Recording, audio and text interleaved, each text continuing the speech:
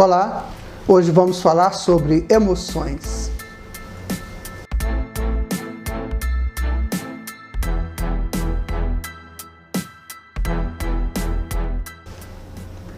Bom, a primeira coisa que precisamos entender sobre emoções é que ela sustenta a nossa participação nas coletividades, juntos das pessoas, juntos das situações que nos chegam. Se nós não tivéssemos emoções, seria muito estranho. Eu viveria com outra pessoa, viveria numa determinada situação qualquer e não representaria muito para mim, não, a não ser a mecânica, a não ser a técnica. Há uma coisa bem interessante que acontece, é que muitas pessoas se preocupam muito com a técnica, com o fazer bem feito. É uma parte, isso vale a pena, tem que ser assim. Ocorre que a maioria que faz isso, só pensam dessa maneira, não levam para aquilo que estão fazendo aquele seu conteúdo psicológico do eu fiz, eu participei, eu ajudei. Por quê? Porque ele não transmite para o fato, para a criação ou para o encontro, aquela possibilidade interessante da sua presença ali estampada. Então a emoção, ela é um circuito nervoso, digamos assim, que quando nós participamos de alguma coisa, quando nós temos um estímulo de alguma forma, esse circuito, ele busca lá no coração, naquele coração bastante profundo que temos, e ali ele vai buscar o quê? A resposta para aquilo que eu estou vivendo. O nosso coração, esse coração espiritual, esse coração profundo, ele tem ali vários elementos que o constituem, para que ele seja a sede da alma. Ora, ali tem sentimentos, razão, vontade, desejo e o nosso Pai, que é Deus. O único que mora conosco, o único que pode entrar no nosso mundo. Muito bem, então quando eu tenho um estímulo, quando eu tenho uma participação qualquer, eu levo esse circuito até o coração. E chegando lá no coração, faz aquela festa. E esse circuito vai ativar, né? Muitas coisas, mas o principal que ele ativa é o sentimento. O sentimento então vai dizer, peraí, o que é isso que está acontecendo? E o sentimento busca na memória, a memória busca nos afetos ou desafetos ou neutros e se dá uma resposta. Então esta é a questão da emoção. A emoção, quando ela é destrambelhada, quando a gente não tem um domínio sobre ela, ela pode nos causar muitos danos. Danos físicos, danos psicológicos, danos no perispírito. Por quê? Porque ela vai com força. E é preciso que esta força seja bem direcionada.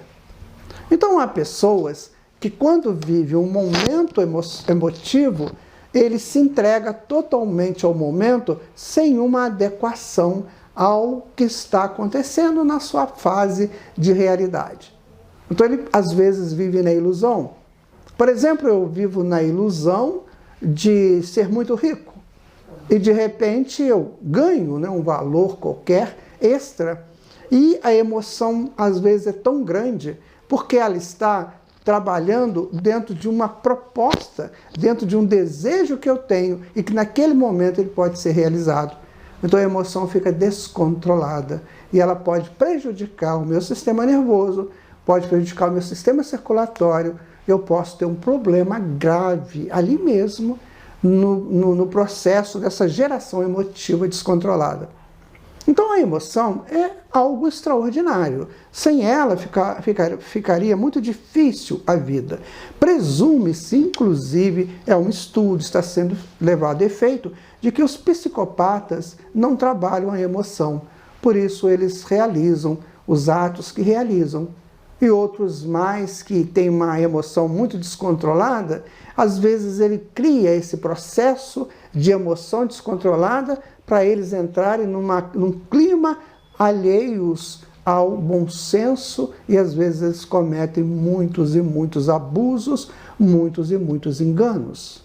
Quantas pessoas no passado adoravam matar só para sentir o prazer de ver o sangue jorrar daquele que ele estava assassinando. Então isso é uma emoção descontrolada. Então não basta ter a emoção, é preciso que eu controle a emoção. Há um caso que está narrado num livro sobre as mortes no mundo, é um livro bem interessante de pesquisas científicas. Então conta-se que um determinado castelão, ele perdeu o castelo dele, teve que entregar, né, para pagar as dívidas. Então ele saiu com a família na estrada, e quando ele estava se afastando do castelo, ele deu uma última olhada para o castelo e a emoção dele foi tão grande que ele caiu fulminado. Ou seja, imagina o que ele gerou no campo dele, no campo afetivo dele, com relação àquele castelo. Assim também, quando nós criamos um campo afetivo muito grande com alguém ou alguma coisa, nós podemos estar sujeitos a esses descontroles emocionais.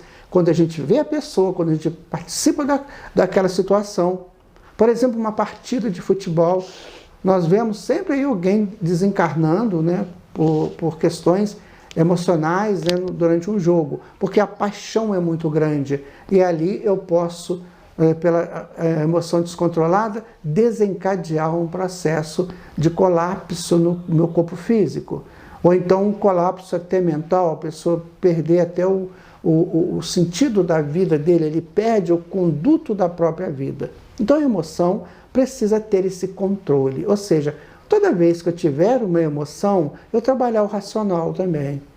Né? Então eu tive uma emoção muito grande, ou uma emoção que me leva a uma felicidade, ou uma emoção que me leva a um processo não tão feliz. Por exemplo, eu recebo a notícia de que alguém muito querido meu acabou de desencarnar, então eu tenho que ter um controle dessa emoção. Por quê? Eu posso, inclusive, desencarnar com ele ou com ela.